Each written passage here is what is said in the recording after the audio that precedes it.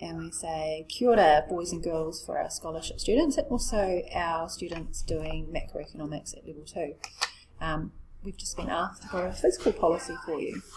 So here we go. This is something that I did actually early in the year for the year 12s, but it's basically not changed since the doing of time and when I did economics. So this is fiscal policy. We're on the clock. We've only got 15 minutes. So fiscal policy, what does the government do with our money? All right, so they get revenue from us from taxation and many other things, but mostly taxation.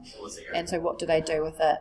And it's how they could just spend it, but actually what they can do is they can kind of plan their spending through something called a budget to try and target something like low inflation or increase economic growth. That would be normally what they do, or maybe decrease unemployment. Just remember, low inflation is actually the Reserve Bank's job. They're targeted with controlling price stability through the OCR.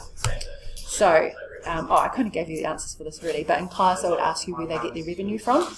So you can see here, the big one is taxation, and in that PAYE, so from salary and wages, is the number one source of revenue. But company tax would come in second. Oh no, not company, GST would be second. And then you've got all the other ones, so it would be like PAYE, GST, and then company. The government could try and change taxation, so they've done that in 2010 to maybe get more revenue from GST than say PAYE. So maybe you don't want to like target individuals earning salary in that, you want to just target spending. You could cynically say that they charge fines to gather revenue, or if they do it to try and dissuade people from doing bad things. So there we go, there's the revenue. And I'm just showing you the tax rates, so that's just an FYI. Something the government could do is change tax rates to tax more or less, or give you a tax cut, so you could reduce the tax rates, or they might create a new tax rate. I think they should. You can see 33 cents is the current tax rate for incomes over 70,000. What about over 100,000? Maybe they should pay more, just a thought. So the expenditure, if you went to Treasury, you'll learn that education, health and social security are the big ones. And with social security, the biggest one is the pension. It's massive because lots of people are getting older in New Zealand and they're retiring. The other thing that they spend on is new hospitals. There's been a bit of that, talk about how the hospitals need to be upgraded. Schools, we've had our new student centre. We like it if rooms 5, 6, 9, and to be honest, we're in room 11, it's a bit shoddy as well, could be fixed up. That would be some government spending. They could also pay teachers' salaries. No, there's something called transfers here. So the benefits, they're transfer because you're just redistributing income. There's also this current capital thing. Current expenditure is, like on salaries, paying the bills on a day-to-day basis, whereas capital is where like you build infrastructure. So it's going to be goods that are around for the future. So you could argue like some government expenditure is better than others because it has more effect in the long run. Just a thought. Yeah, you can skip that. So do we spend a lot compared to other countries? Not really. No. I mean, we're kind of middle of the road, really. So policy on how its income and spending is used to influence economic activity. Key thing we're looking for is there's a budget every 12 months, and the budget is not just like what are we going to do with the cash, it's trying to achieve some of these things here. Just note inflation, that's the Reserve Bank's job. But the government of now, which is India's government, has actually asked them to also look at employment, targeting low unemployment. So I'm just going to pause for a second here because I believe the boys might be leaving and I think that will be disruptive. In fact, we've probably been noisy in our video. Cool. So we're back. Sorry, I've just been interrupted there. So yeah, so the budget every year in April, sorry, not April, it's in May the 15th, thereabouts. And really that shouldn't just be about, let's just do whatever. There should be some sort of plan of attack. And it should be about trying to achieve some of these economic goals, get good economic growth, get employment up, inflation down, that type of thing. Or note social equity concerns. So the latest government, the Labour government is looking at a child poverty measure. So they're looking to measure future government budgets and economic activity, not just on our rate of growth, employment and stuff, but also on how we are doing with child poverty. And they're looking to create a measure for that. So, budget, just some technical stuff. It's a deficit if they spend too much. It's more than they earn. It's balanced. They would spend just exactly what they earn. Or you can be in a surplus. You spend less than what you earn. So, we're currently in a surplus. The government has spent less than what they earn. Whether you think that's a good thing depends on who you are.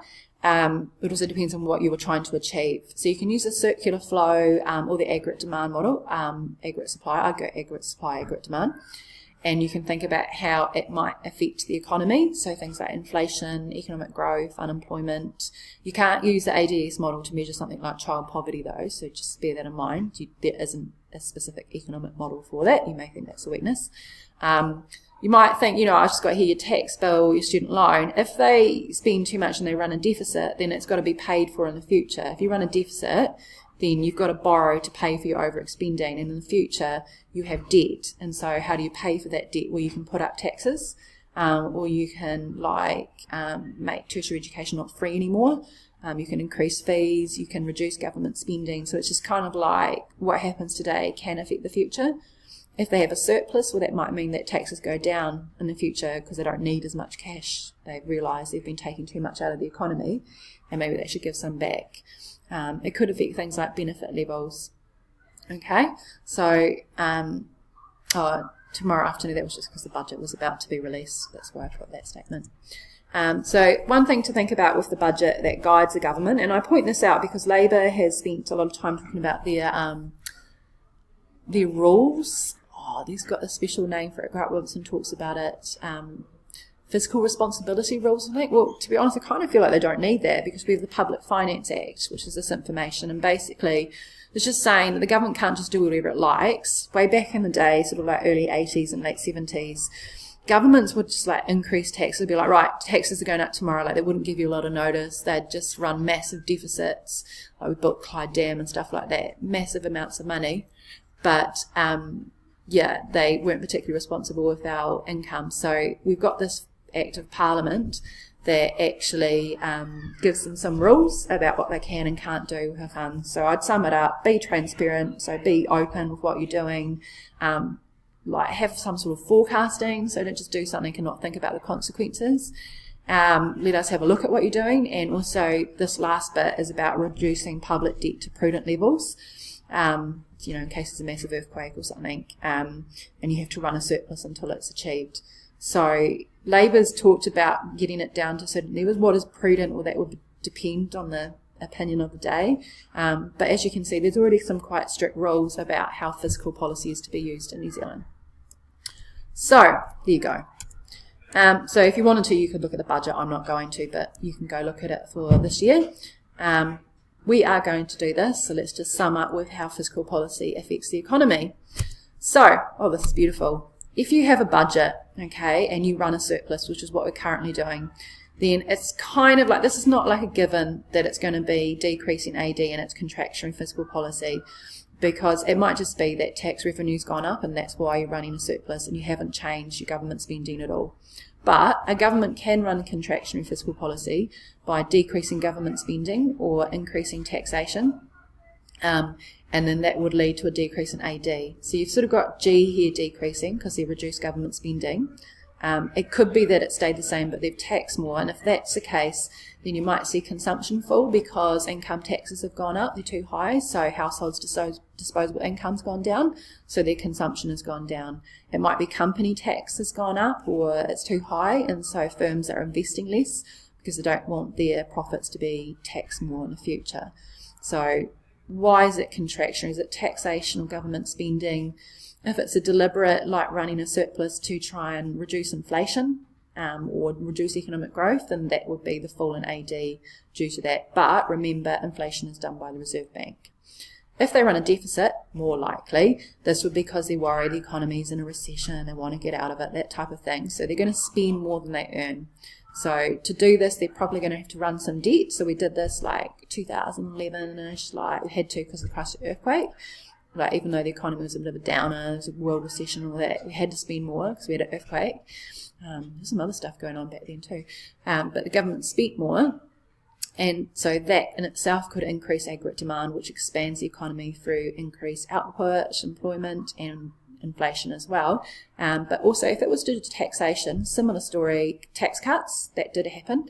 So consumption would increase because you've got more disposable income, or company tax could decrease, which means that investment spending would increase because now you get to keep more of your future taxes, your future profit. And then the last one is like if it's balanced to just spend what they earn. Well, then why is that? Is that because they've taxed more or they've spent less? So it's just one of those things. It has a neutral effect on the economy, I would say. So it's just a rundown of fiscal policy there. And this is just something for you to think about. If any of these things happen, how would it affect aggregate demand if the government was to do any of these things? These are all examples of fiscal policy. Yeah, we want a 15% pay rise this year. Don't think that's looking likely. And yeah, just note that social welfare spending, the benefits and stuff, that's a transfer, so that actually doesn't affect GDP because it's just a redistribution of income. There's no real flow associated with it. And that's it for fiscal policy today with Ms. Catherine and Ms. Mack.